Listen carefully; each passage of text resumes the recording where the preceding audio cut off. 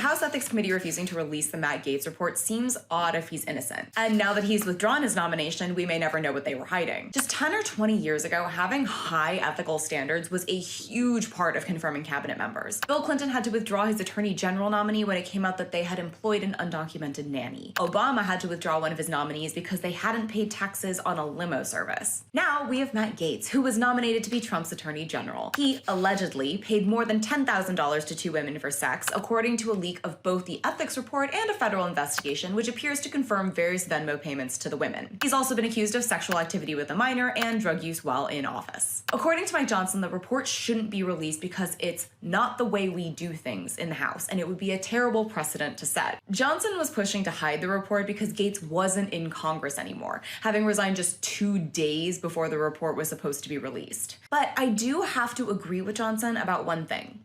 This is a terrible precedent to set. We shouldn't ignore the ethical red flags of those in power just to keep them in power. Keeping the Senate, who would have been the ones voting to confirm Gaetz, from having this information was giving cover to Republicans who might fear retaliation from the Trump regime. It's the classic denial of, well, they're just allegations and I didn't see the report, so I can't decide.